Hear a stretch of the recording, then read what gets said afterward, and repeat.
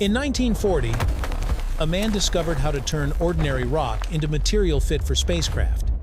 It sounds like the opening of a sci-fi film, but instead of a glossy laboratory and heroic music, the real setting was blazing furnaces, toxic chlorine gas, and explosions big enough to make you reconsider your insurance policy. His name was William Kroll, and if titanium were a wild beast, Kroll was the first person brave enough to step into its cage thinking, we might be able to tame this thing. The problem was, titanium didn't want to be tamed. Before Kroll, people already knew titanium existed. They knew its potential: light, strong, corrosion resistant. Yet every attempt to extract it from ore ended in disaster. It reacted violently with oxygen, nitrogen, and hydrogen. It turned brittle, cracked apart, and ruined entire batches. Like trying to hold sand in your fist, the tighter you squeeze, the faster it slips away. So, what did Kroll actually do? He didn't create titanium. He forced the ore through an industrial ordeal until titanium finally revealed itself. In nature, titanium sits quietly inside minerals like ilmenite and rutile. They look no different from roadside stones, but inside, titanium is locked tightly to oxygen by incredibly strong bonds.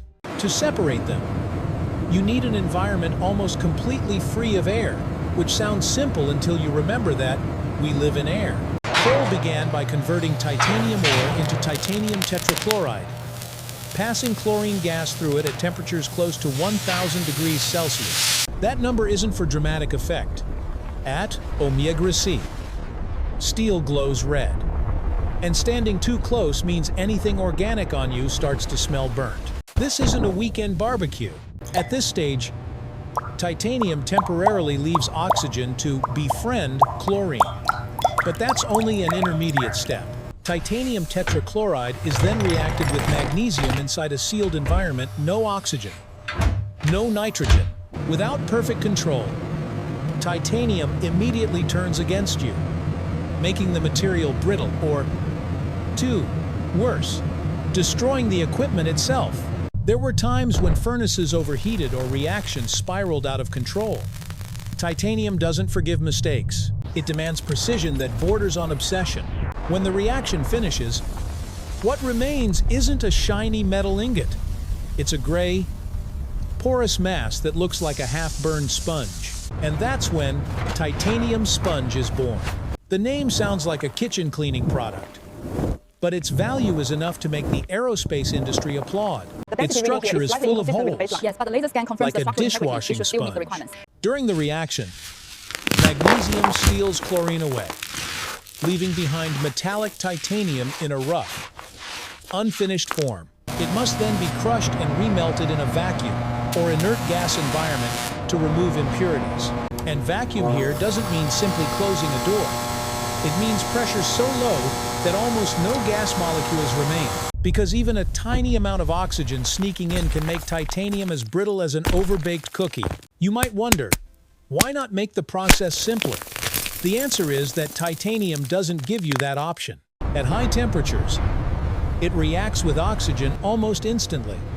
Steel can be cast in open air with some precautions titanium cannot. It demands the clean room standards of the metallurgy world. The cost?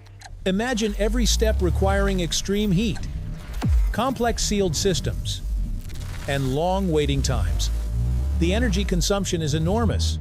That's why titanium has never become a truly everyday material, even though it isn't rare in Earth's crust. And yet humanity keeps pursuing it. Why? Because the reward at the end of this industrial trial is extraordinary. When refined into high-quality alloys, titanium becomes a dream material for aerospace and space exploration, about 40% lighter than steel while maintaining remarkable strength. That number might sound abstract. So imagine a 1-ton vehicle suddenly losing 400 kilograms without becoming weaker. In aviation, 400 kilograms isn't just weight, it's fuel saved, range extended, efficiency gained. That's why titanium appears in aircraft frames, jet engines, and even spacecraft structures. From anonymous chunks of rock, it transforms into the backbone of machines that leave the atmosphere behind. But remember, we don't create titanium from nothing. We force ore through 1,000 degrees Celsius heat, chlorine gas, magnesium reactions, and near vacuum conditions. Every stage is a test. Every mistake is expensive. Kroll's story isn't just about chemistry. It's about industrial patience, accepting that some materials refuse to cooperate easily, that to obtain a super material, you must walk through a furnace of heat and toxic gas. The next time you hear about titanium in airplanes or spacecraft, don't just imagine the polished surface. Picture a gray sponge emerging from a 1,000 degrees Celsius furnace. Picture the glowing foundries of the 1940s, where one man believed this beast could be tamed. And if the world of materials is starting to feel like an industrial action series, maybe it's time to dig deeper, because the periodic table still holds a few more characters waiting for their stories to be told.